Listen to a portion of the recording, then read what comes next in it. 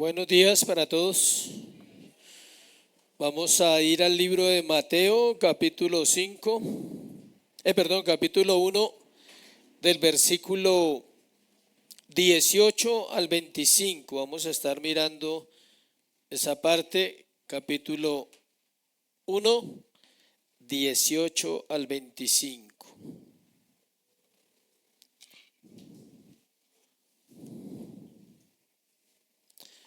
Entonces, mientras lo busca, vamos a hablar del nacimiento, un nacimiento santo. Y algo importante es que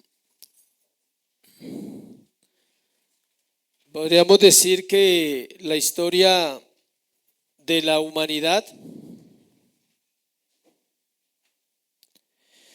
podemos decir que mientras busca el texto de Mateo capítulo 1, versículo 18 al 25, podríamos hacer un contexto, y es que nuestra generación se encuentra en un tiempo difícil porque hay mucho temor al hombre. Y algo que el hombre teme es su futuro.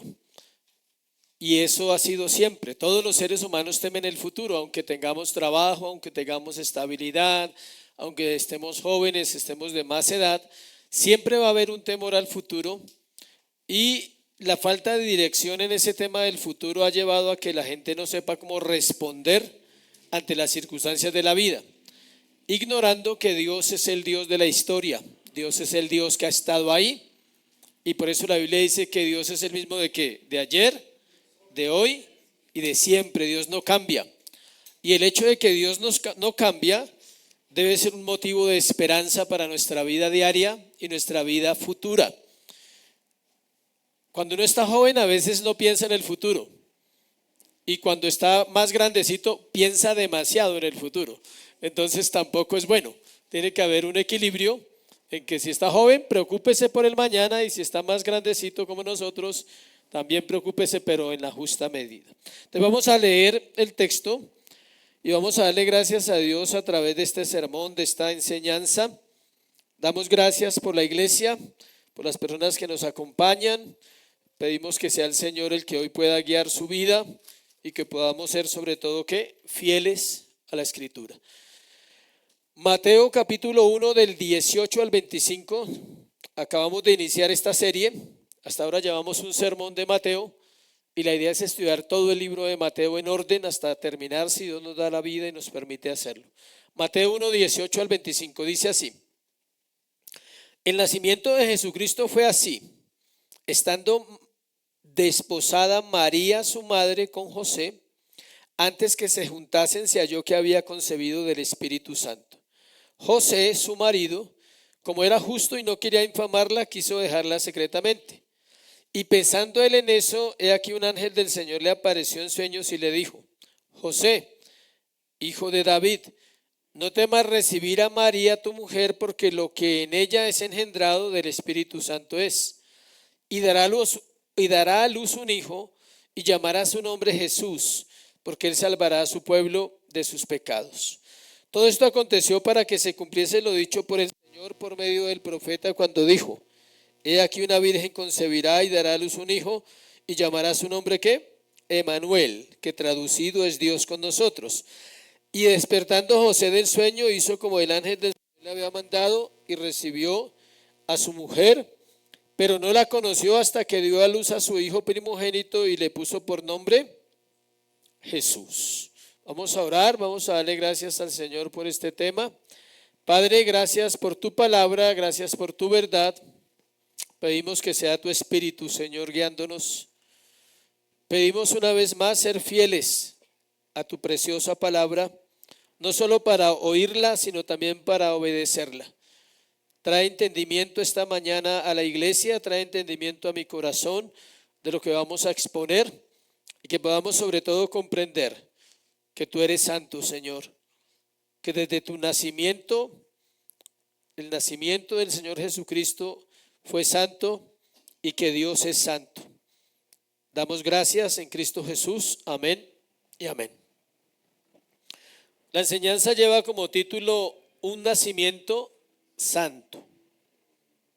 Acabamos de ver en la semana pasada la genealogía de Jesús, capítulo 1, versículo 1 al 17, para ponernos en contexto.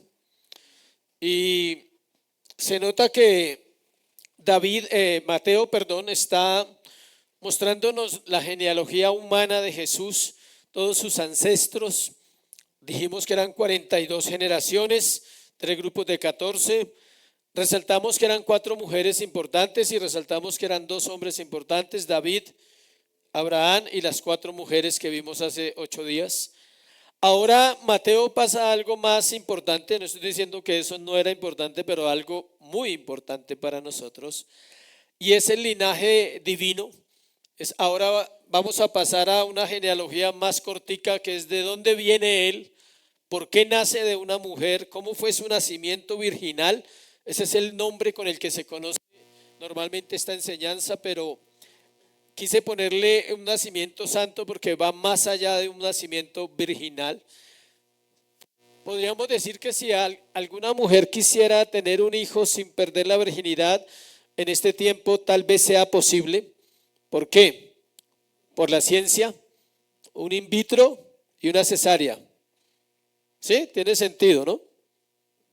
Tal vez no pierda su virginidad, in vitro, cesárea, pero no se trata de ese tipo de virginidad que la Biblia está hablando, sino está mostrando que simplemente Jesús no tenía un padre humano. Su padre era directamente ¿quién? Dios, siendo engendrado ¿por quién? Por el Espíritu Santo. Y ahorita lo vamos a mirar. Entonces vamos a hacer esta introducción para entrar al tema. El tiempo ha llegado, según Mateo, el tiempo ha llegado en que Jesús se ha manifestado al mundo. Y vamos a presentar esa parte del nacimiento del Señor desde un punto de vista resaltando la santidad de Cristo. Y el nacimiento de Jesús ha sido atacado. Cuando se habla de nacimiento virginal, durante todos los siglos se ha atacado y se ha aludido a mitos. Es decir, la filosofía griega, sobre todo allá en el oriente, tiene muchas leyendas y muchos mitos de seres humanos que han nacido similar a Jesús. Solo voy a citar una que es de las más conocidas, que es la historia de Alejandro el Grande. Los que han visto televisión o han leído, siempre se dijo que Alejandro el Grande tuvo un nacimiento virginal y que por el poder de Zeus, mediante una serpiente que fecundó a su madre Olimpia, él fue concebido. Entonces decían que era semidios, que era mitad Dios y mitad hombre, lo cual obvio simplemente es un engaño de Satanás, porque nunca aparte del Señor Jesucristo, ningún otro ser humano ha sido engendrado de la misma manera, solo Cristo. Dios puede hacer como Él quiera. Si Él no quería que su hijo naciera de una virgen, podría haberlo hecho. Dios ha hecho de 4 formas al ser humano, que ya las hemos compartido y se las voy a recordar. La primera forma como Dios hizo al ser humano, lo hizo del barro. Está en Génesis, que tomó a Adán y lo hizo ¿de qué? Del barro. Adán no tuvo mamá y por eso no estaba triste. Y su padre era ¿quién? Dios directamente. Luego viene Eva, que no es hecha del polvo de la tierra, ¿sí sabe? ¿Es hecha de qué? Del polvo de la tierra ya formado, que era Adán. O sea, directamente no la toma del polvo, pero Adán sigue siendo ¿qué? Polvo de la tierra, carne humana. Y sale de la costilla de Adán. Van 2 formas. La tercera es la que los seres humanos más les encanta y se llaman las relaciones sexuales. También se hacen seres humanos y fue como Dios estableció que toda la humanidad se reprodujera. Y finalmente está la manera como el Señor envió a su Hijo a la tierra, y fue a través de una mujer escogida, y la cual fue engendrado por obra y gracia ¿de quién? Del Espíritu Santo. En su soberanía, Dios permitió que su Hijo viniese a morar y a habitar en un cuerpo humano y tuviera la vida de un hombre de carne y hueso como todos los hombres. Eso es algo que a veces nos cuesta entender, que el Señor Jesucristo vino a la tierra, vivió, murió, fue crucificado, resucitó, ascendió al cielo y está sentado a la derecha del Padre.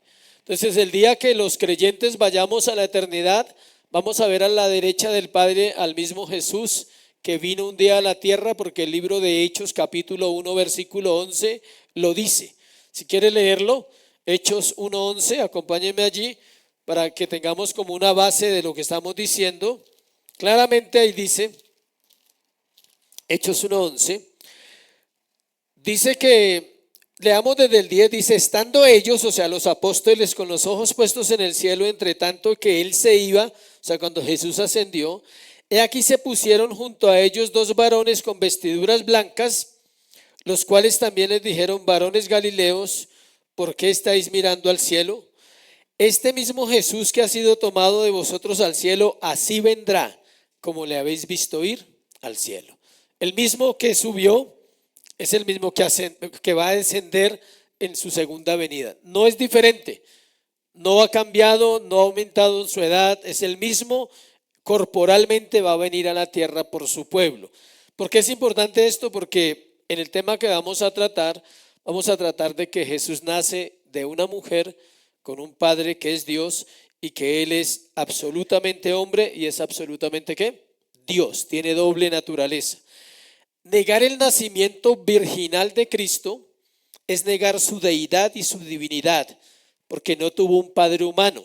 Por eso precisamente no heredó la naturaleza corrupta, y tenía que ser así para redimir al pueblo. Es decir, si Jesús nace de un hombre como nosotros, no podría habernos salvado, porque había recibido la semilla de ¿qué? Del pecado, la naturaleza pecaminosa. El evangelio, ¿dónde comenzó? Para los que no saben o para los que saben, en Génesis 3:15. Comienza con la promesa llamada el protoevangelio, donde se anuncia que nacería un hombre que le aplastaría la cabeza a Satanás, y que ese hombre tenía que nacer ¿de qué? De una mujer. Si no lo puede creer, entonces acompáñeme a otro verso del Nuevo Testamento, que es Gálatas 4:4, que lo dice claramente. Mire lo que dice Gálatas 4:4. Pero cuando vino el cumplimiento del tiempo, o sea, ahí Pablo está hablando del momento de Mateo, Dios envió a su hijo, nacido de mujer y nacido bajo la ley. ¿Sí ve? Está hablando de ese nacimiento. Abordaremos el nacimiento santo del Señor Jesucristo en 4 encabezados, para ya entrar en los textos. Vamos a hablar 4 cosas hoy. Primero, vamos a hablar del nacimiento virginal, o el nacimiento santo también. Luego vamos a hablar de un nacimiento, de lo sobrenatural de ese nacimiento. Hubo cosas sobrenaturales en ese nacimiento. Luego vamos a hablar del cumplimiento de las Escrituras, y finalmente vamos a hablar de la restauración antes de nacer. Es increíble que el Señor Jesús también tiene que vivir como cualquier hombre una pequeña restauración antes de nacer, no porque fuera imperfecto, sino para enseñarnos cómo realmente es el corazón humano, cómo somos nosotros. Entonces, primero vamos a ver el nacimiento virginal, y para ello vamos a ir a versículo 18 y versículo 19 del texto. Recuerde que vamos versículo por versículo, explicando la escritura. Entonces la idea es que usted siga la lectura para que no se pierda y para que esté ubicado en lo que estamos hablando. Versículo 18 al 19 dice: el nacimiento de Jesucristo fue así. Estando desposada María, su madre, con José, antes que se juntasen, se halló que había concebido el Espíritu Santo. Vamos por partes, entonces. Mateo nos presentó la genealogía humana del Señor en los versículos anteriores, y aquí nos va a presentar la genealogía divina. Este relato tiene un paralelo que es necesario que nos apoyemos en él. Lucas capítulo 1 y capítulo 2. Entonces, si usted tiene estas cinticas como la que tiene mi Biblia, que sirven para esos casos, alguien dice: ¿para qué sirve la cintica? Para estos casos. Entonces pone allá, la mía es larga, entonces pongo Mateo 1 y pongo Lucas 1, y estoy entre esas dos partes, y vamos a estar en esas dos partes hoy mirando. ¿Listo? Mateo nos dice que cómo fue el nacimiento del Señor, y dice que María está desposada en ese momento con José. Vamos a hablar un poquito de María y de José para hacer contexto. Antes que esto sucediera, se sabe muy poco de María en la Biblia. ¿Sí sabía? No se sabe muchas cosas. Sabemos que tiene una hermana. Vamos a Marcos, vamos a mirar varias citas para indagar un poquito la vida de, de María. Primero Mateo 27, perdón, Mateo 27, 56. Vamos a leerlas y luego vamos a sacar una conclusión de lo que podemos aprender de quién era esta mujer. Mateo 27, 56 dice que entre las cuales estaban María Magdalena, María la madre de Jacobo y de José y la madre de los hijos de Zebedeo. Aquí no nombran a María, usted dice, pero ahí no está María. Pero ya vamos a mirar qué tenemos que indagar para saber un poquito más de María. Aquí habla de María Magdalena, ya sabemos quién era. Está la madre de Jacobo y de José, otra María. Marías habían muchas en esa época. Y está la mamá de los hijos de Zebedeo. ¿Quién es esa? La mamá de los dos apóstoles. ¿Quién eran quiénes? Juan y Andrés. Esa cita nos dice de ella, pero ya vamos a mirar por qué nos nombra eso. Ahora vamos a Marcos 15:40. Otra cita que nos va aclarando más ideas. Marcos 15:40. Dice, también había algunas mujeres mirando de lejos, entre las cuales estaba otra vez María Magdalena, María la madre del menor, de Jacobo el menor y de José y Salomé. Es prácticamente lo mismo. Pero vamos a Juan 19:25 y ahí nos aclara por qué leímos esas citas, por qué tocaba leerlas. Juan 19:25.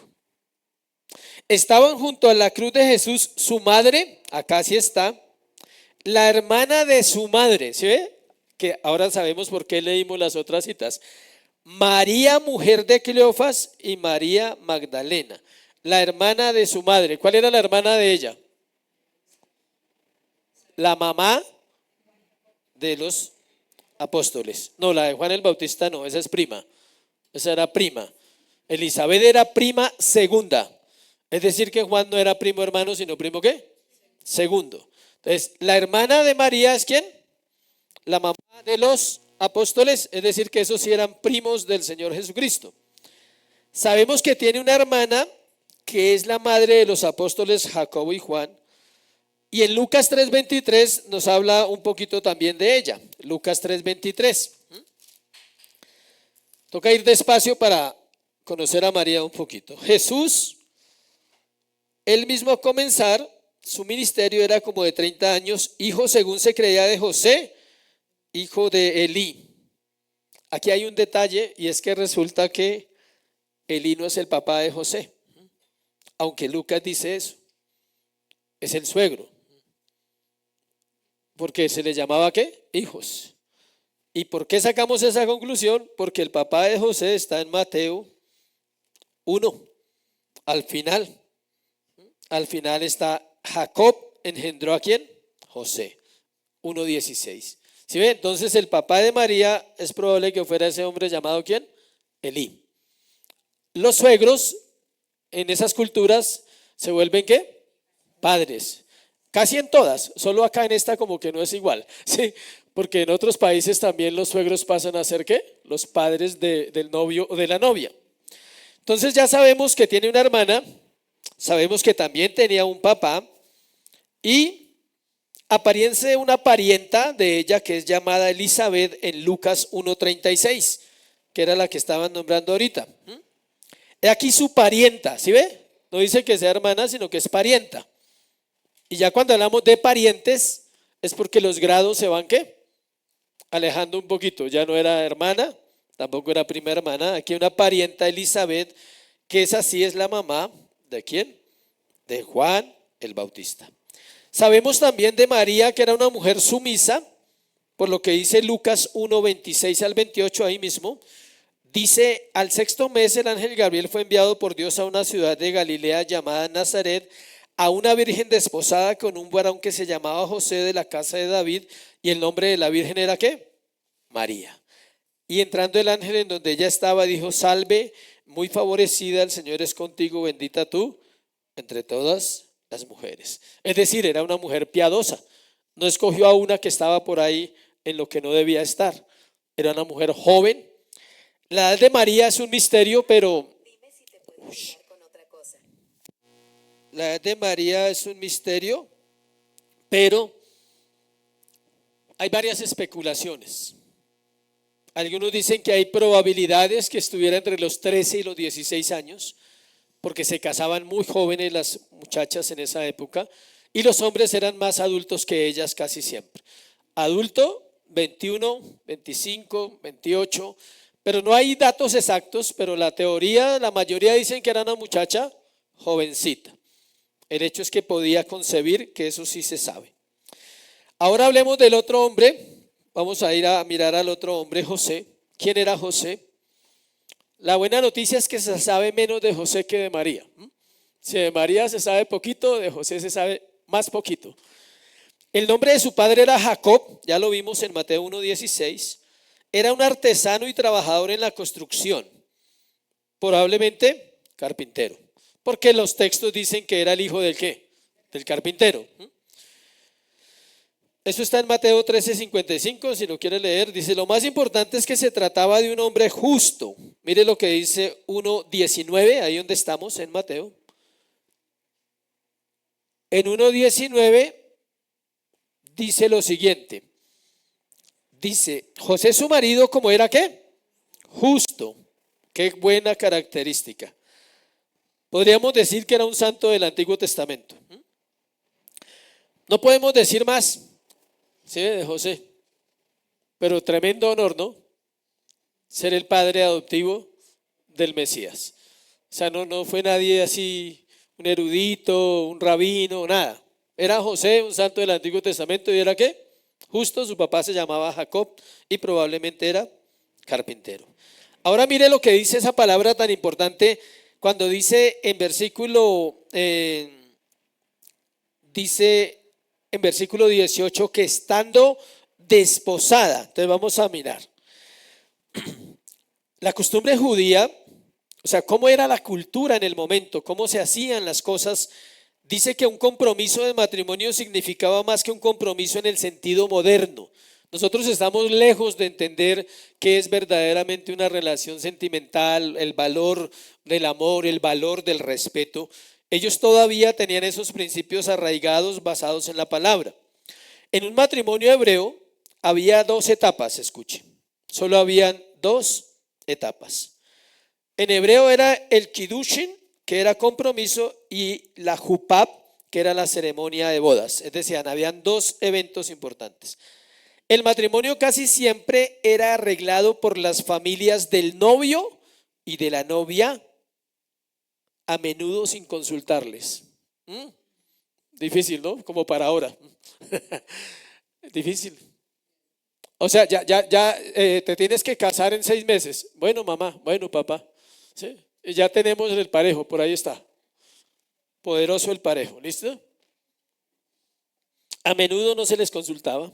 Se hacía un contrato y se sellaba con el pago de la moar en hebreo, que era la dote o precio de la novia.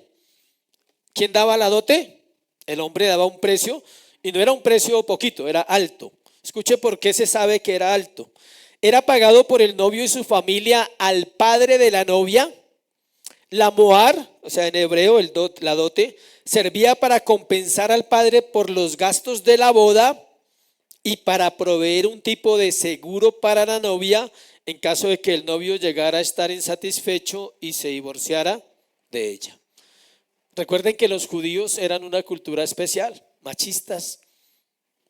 La mujer tiene dignidad por el evangelio del Señor Jesucristo. Si Cristo no aparece, la mujer tendría más dificultades en este tiempo, aunque las tiene, pero la mujer ha sido dignificada por la palabra. Entonces, resulta que la dote era por si acaso. Él decía, no me gustó, y la podía despachar. ¿Se acuerdan que una vez compartimos que si le quedaba salada la comida, se podía divorciar? Decía, no, esa sal no. Llegó la sal, entonces no. Listo, entonces la separaba. Y quedaba ese dinero o esa dote guardada como una indemnización, llamémoslo, por haber fallado en esa área. Difícil, ¿no? El contrato se consideraba vinculante tan pronto como se hacía, escuche, y el hombre y la mujer se consideraban legalmente casados. Es decir, en el momento en que se desposaban, María le presento a José, él va a ser su esposo, listo. Ya está organizado con los papás, hay una reunión familiar. listo, ahí era el desposorio. Ese desposorio ya era como si fuera el matrimonio. Si ellos pecaban, la ley los iba a justiciar. Había adulterio inmediatamente, como si fuera marido y mujer. El contrato entonces se consideraba así, dice, aunque frecuentemente la ceremonia de bodas se llevaba casi un año después. Note que no eran noviazgos de 7, bombril, o sea, no, un año y ya, los dos se casaban y listo. Dice, el periodo de compromiso servía como un tiempo de prueba y una demostración de fidelidad durante ese periodo. La novia y el novio, por lo general, tenían poco o ningún contacto social entre sí. Es decir, era solamente un compromiso serio, de palabra. Nos vamos a casar en un año y no es que habían defectos y ya no me gusta, no, era algo serio. El divorcio era un problema legal para los padres de la novia, para los padres del novio. Entonces queda claro el versículo 1, sabemos quién es María, sabemos quién es José, sabemos que hay otro detalle aquí importante. Estando desposada con María, su madre, con José, antes que se juntasen, Mateo aclara que no habían tenido relaciones sexuales.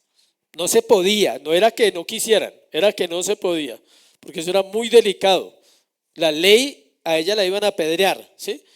Y él iba a ser vituperado como hombre, perdía su honor como hombre también, porque claro, todo el mundo quedaba, ese fue el que lo engañaron o ese fue el que pecó. Perdían muchas cosas de privilegio también los hombres, aunque no parece. Vemos que hay una lucha, versículo 19. José, su marido, como era justo y no quería infamarla, quiso dejarla secretamente. Detalles. Antes que se juntasen, halló que había concebido. ¿Cómo se dio cuenta? María le contó, porque todavía no tenía barriguita. Está desposada, ella tiene la experiencia con el ángel le habla, el Espíritu Santo viene sobre ella, ya lo vamos a leer en Lucas, que es más claro, y tuvo que haberle dicho a José, José, pasó esto, un ángel me visitó. Imagínese usted que está comprometido con su esposa, ¿sí? Por eso le puse ahí la lucha de José, ¿sí? Usted está comprometido y se va a casar y llega un día a la casa y le dice a la esposa, anoche me visitó un ángel y estoy embarazada por obra y gracia del Espíritu Santo. Imagínese en esta época. Sí, cómo no. Qué dilema para José, qué difícil, ¿no? Pero note el detalle de la escritura tan bonito que dice, José su marido, como era justo. Y le llama marido, como si ya fueran casados, pero están desposados, no se han casado. Antes que tuvieran relaciones sexuales, se halló que había concebido el Espíritu Santo, dice, y él no quería infamarla y quiso dejarla secretamente. José no ha tenido relaciones con su futura esposa, pero está encinta. Qué dilema. José sabía que hacer pública la noticia del embarazo de María sería un problema grave para ella, pero dejarla también. Él dice, si informo que está embarazada, grave, o sea, la apedrean de una vez, porque no es mío. Pero si la dejo secretamente, también. Quiso dejarla secretamente. No la ha dejado, aclaremos. La historia está ahí esperando a ver qué pasa. No la ha dejado. Quiso. Así como cuando usted quiere y no hace, igualito. O sea, quiso, pero nunca la dejó. Él quería dejarla. Pero al parecer había una inquietud en su corazón muy fuerte, porque aquí no dice que José la dejó secretamente, sino que él pensó en su corazón y dijo, me va a tocar dejarla. Escuche por qué pensaba José eso. Porque eso le daba tiempo a María unos meses mientras empezara a notar para ver qué iba a hacer, cómo iba a justificar que estaba embarazada. Pero la lucha era fuerte. Notemos que desde antes de nacer empiezan las luchas para nuestro Salvador. De una vez empezó a luchar desde antes de nacer. La concepción de Jesús es un misterio. El entender cómo Dios mezcla lo divino con lo humano en este proceso es difícil para nosotros. Pero si Dios creó el universo de la nada, tiene poder para hacer lo que nos cuesta a nosotros creer. Si usted cree que Dios hizo el universo, creo que no puede dudar que por obra y gracia del Espíritu Santo, María quedó embarazada y empezó el proceso. Segundo, lo sobrenatural de su nacimiento, versículo 20 al versículo 21. Tenía que ser un nacimiento diferente, por eso le llamamos lo sobrenatural de su nacimiento. Tenía que ser un proceso especial. No era solo virginal, sino bajo el poder de Dios. Era Dios entrando a este mundo caído en un cuerpo humano para dar cumplimiento al plan de redención que había sido establecido desde antes de la fundación del mundo. Versículo 20. Mire cómo empieza el versículo. Y pensando él en esto. ¿Quién? José. Está luchando en su mente. Lo conectamos con el 19 y dice, ¿será que la dejo? Me provoca dejarla. Está pensando él en su interior. He aquí, un ángel del Señor le apareció en sueños y le dijo, José, hijo de David. Mire cómo lo llama. ¿Hijo de qué? De David. O sea, le da un lugar, le dice, recuerda, José, que tú eres hijo de David. Entonces no es raro que el Mesías pueda venir también a través de tu linaje, porque María también era hija de David. Ya lo vimos en el sermón pasado. María es descendiente del rey. Entonces él dice, le da como un lugar, le da paz, hijo de David. No temas, José, recibir a María tu mujer, ya la llama su mujer, porque lo que en ella es engendrado del Espíritu Santo, ¿qué? Es. La traducción correcta es no empieces a temer. La traducción original significa no empieces a temer. ¿Por qué? Porque ya estaba temiendo. ¿Dónde estaba temiendo? En el versículo 19. Decía, no, me toca dejarla, qué pesar. Buena muchacha, pero no puedo entender esta situación. Y el ángel aparece para aclarar. Gracias a Dios por el ángel. Dice, Dios está dando testimonio enviando a un ángel para que José no abandone a su futura esposa. Recordemos que estar desposados era como estar casados. José debía literalmente divorciarse de María. O sea, bajo la ley, él tenía que dejarla por esa falta porque no sabían quién era el papá. El ángel viene y le aclara quién es el padre. Al dejarla, como les dije anteriormente, le iba a dar tiempo a María para que resolviera. Parece increíble a la mente humana, es como una película, pero lo que está escrito en la palabra de Dios es verdad y sucedió en la vida de María y José. ¿Tienen ese diálogo? Estoy encinta, anoche me visitó un ángel, el Espíritu Santo engendró en mi vida al Mesías. Imagínense esa noticia tan poderosa. Miles de años esperando al Mesías y José dice, pero ¿quién soy yo? ¿Cómo va a venir? Y ahora vino y ahora me iba a casar y ¿qué voy a hacer? Sí, estoy pensando. Pero en este versículo, en el 21, dará a luz un hijo y llamará su nombre ¿qué? Jesús, porque él salvará a su pueblo de sus pecados. En el versículo 21 se evidencia más lo sobrenatural del nacimiento de Jesús, porque aquel que nacería no solo había sido engendrado por el Espíritu Santo, sino que tiene una misión, salvar a la humanidad de sus pecados, ¿cierto? No a la humanidad, lo hice a propósito. ¿Salvar a quién? A su pueblo, no a la humanidad. No es la humanidad completa la que va a ir a la eternidad, porque si no aquí estaría más gente. Y a esta hora todas las naciones estarían escuchando el evangelio en todo lugar del mundo si todas las naciones van a ir a Cristo. Pero no son toda la humanidad. Por eso dice, y dará a luz un hijo y llamará su nombre Jesús, porque él salvará a su pueblo. Al pueblo que ha sido constituido desde antes de nacer para venir a la salvación, al pueblo que va a creer en el evangelio, a ese pueblo. Él va a salvar ¿de qué? De sus pecados.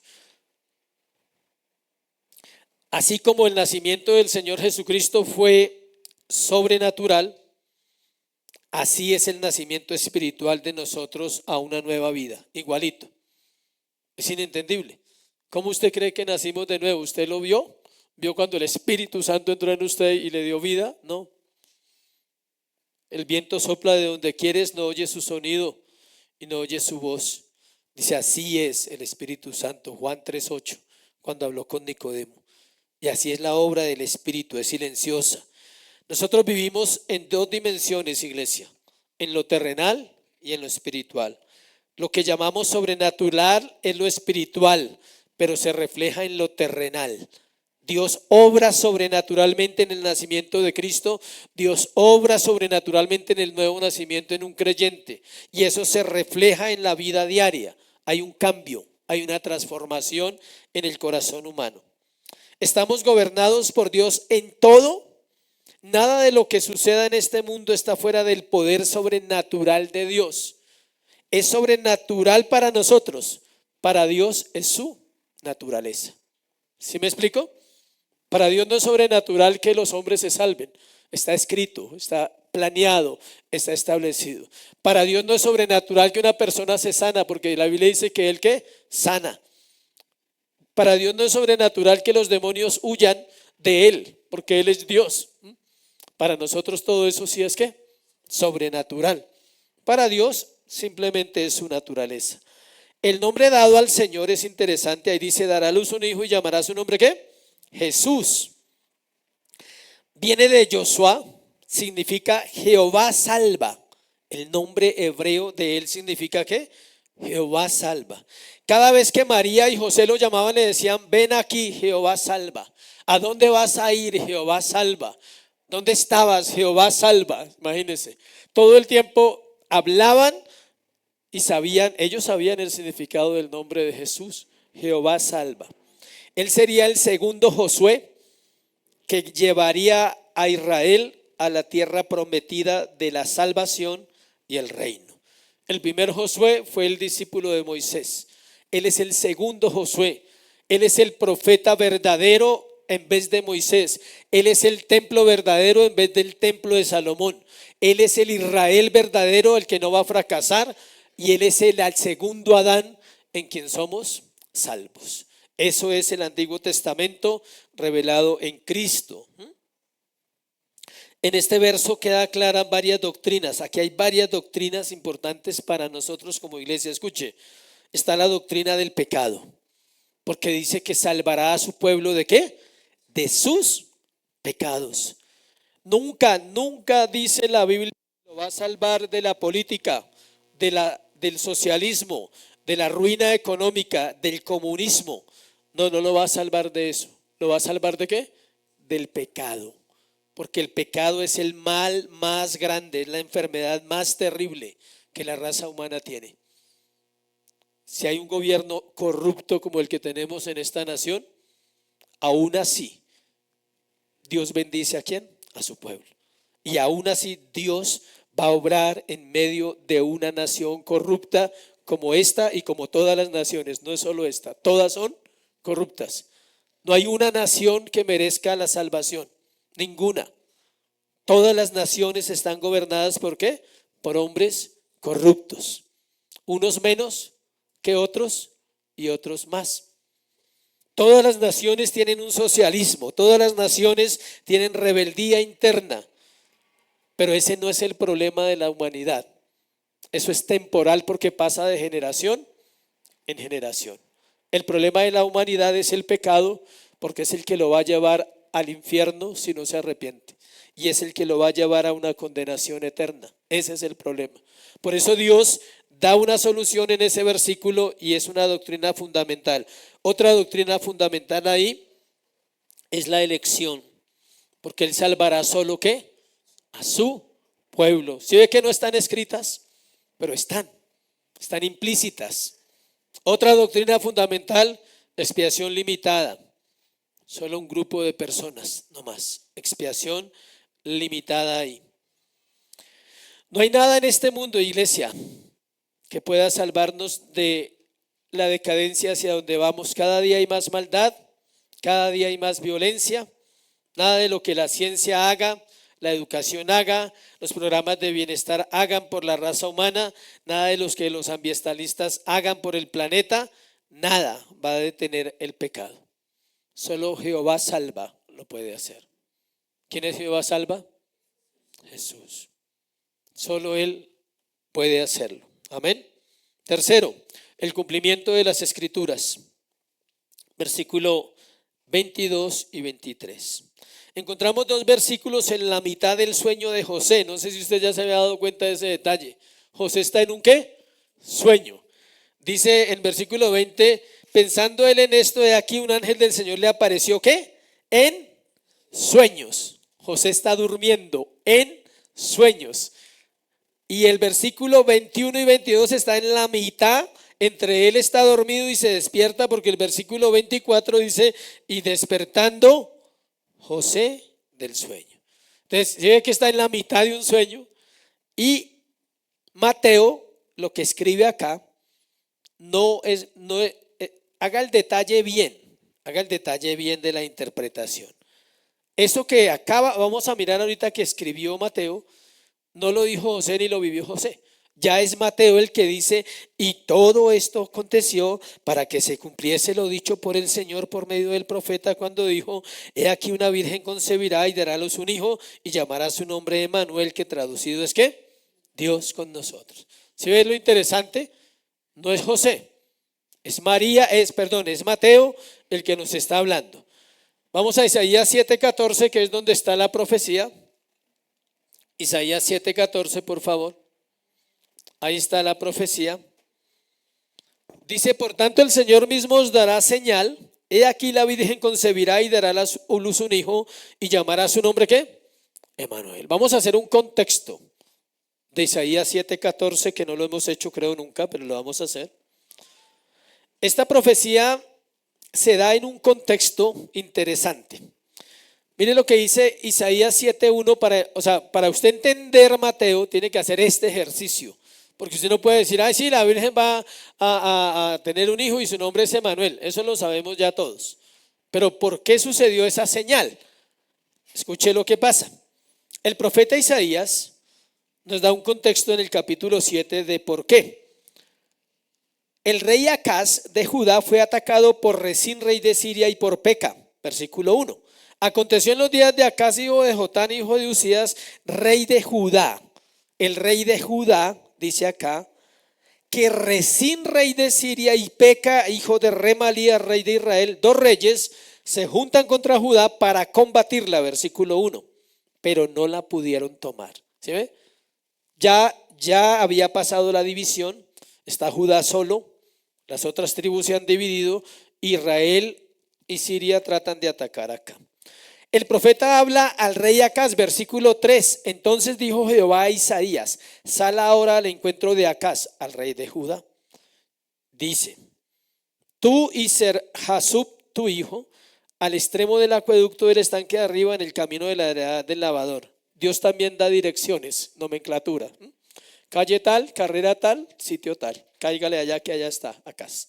Lléguele allá a ese sitio. ¿Sí ve? Ya habían direcciones, eso es una dirección. Al extremo del acueducto del estanque de arriba, en el camino de la heredad del lavador. Nos vemos en la esquina allá donde está el tanque, allá nos vemos. Allá donde está la casa amarilla, cuando le dan unas instrucciones. ¿Sí? Dios le da instrucciones claras al profeta y le dice dónde encontrarse. Versículo 4, el profeta le dice al rey, guarda, repósate, no temas ni se turbe tu corazón a causa de estos dos cabos, o sea, de esos dos reyes que iban a atacar a Judá. Versículo 7. Por tanto, Jehová el Señor dice así, no subsistirá ni será. Todo esto es necesario para que usted llegue a entender Isaías 7:14. ¿De dónde viene? ¿Por qué lo escribieron?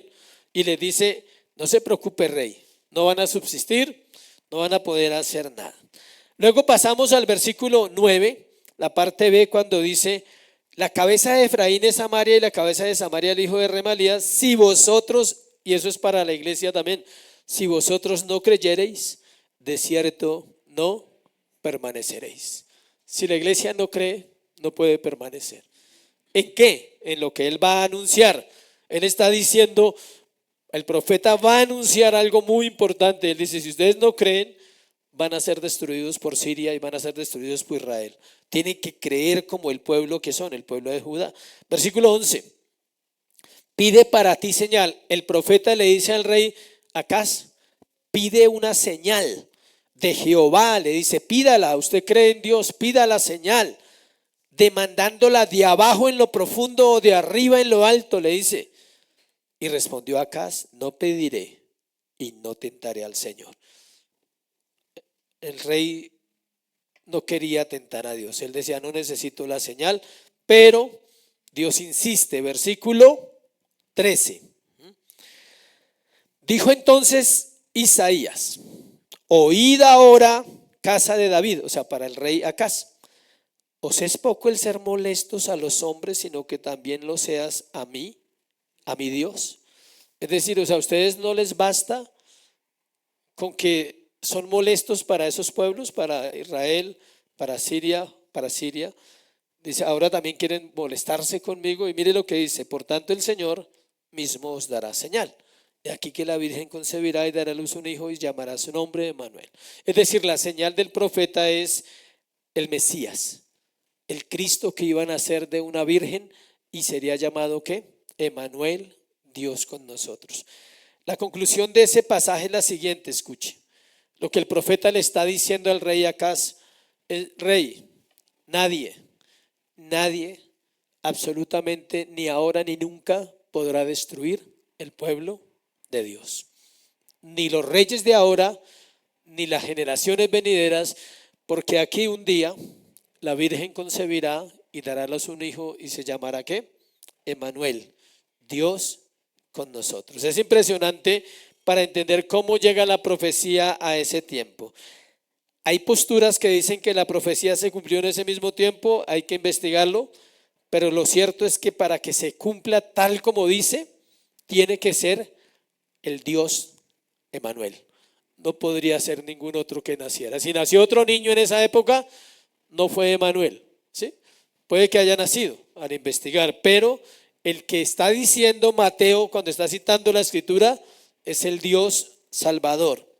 La profecía es clara, jamás ningún reino podrá acabar al pueblo de Dios, porque un Salvador será levantado y ese pueblo escogido tendrá un rey, tendrá un Dios y ese pueblo es su iglesia. Amén. Cuarto, la restauración la restauración necesaria. Hagamos un resumen. Entonces hablamos del nacimiento virginal, luego hablamos del nacimiento sobrenatural de Dios, el Hijo de Dios, Cristo. Luego hablamos de qué? De el cumplimiento de la Escritura y ahora vamos a hablar de la restauración necesaria. Versículo 24 y 25. Despertando José del sueño hizo como el ángel del Señor le había mandado y recibió a su mujer. Despierta el hombre del sueño y qué curioso, igual a nosotros, inmediatamente obedece. Es igualito a la iglesia en este tiempo, exactamente. O sea, eso es lo que más me impresiona, que es igualito a la iglesia. ¿Exactamente qué? Obedece. Dice que el que se le apareció fue un ángel, no el Señor, y hay que aclarar eso, no fue el Señor mismo, fue un ángel. Pero José sabe que ese ángel es de parte de Dios y no pone en duda lo que sabe que debe hacer. O sea, él no se pone a preguntar, ¿pero usted sí viene de parte de Dios o no? No, él no se pone, pero lo que el que van a hacer si es el Hijo de Dios, ¿fue el Espíritu Santo o sería un ángel? No, él está convencido y eso nos muestra que era un hombre temeroso, era un hombre que conocía al Señor, que conocía las Escrituras. El término que se usa aquí en este versículo cuando dice que recibió a su mujer es lo mismo que decir la llevó a casa. Y recordemos que en el versículo 18 decía antes que se juntasen. Es decir, él empezó a vivir con ella. Aquí empiezan a vivir los dos. Ya se puede decir que el matrimonio se consolidó o se hizo. La Biblia no lo dice, pero en el momento en que él se va a vivir con ella es porque ya acepta totalmente la responsabilidad del embarazo de ella y está dispuesto a enfrentar al que sea, porque tiene una certeza que ¿quién se lo dijo? Dios. Él sabe que aunque el hijo no es de él, ella no cayó en pecado, ella no lo engañó, ella no fue infiel, al contrario, sabe que ahora hay un propósito para ellos claro de parte de Dios. Aunque estaban en la misma casa, versículo 25, pero no, ¿qué dice? La conoció hasta que dio a luz su hijo primogénito y le puso por nombre Jesús. Aunque estaban en la casa,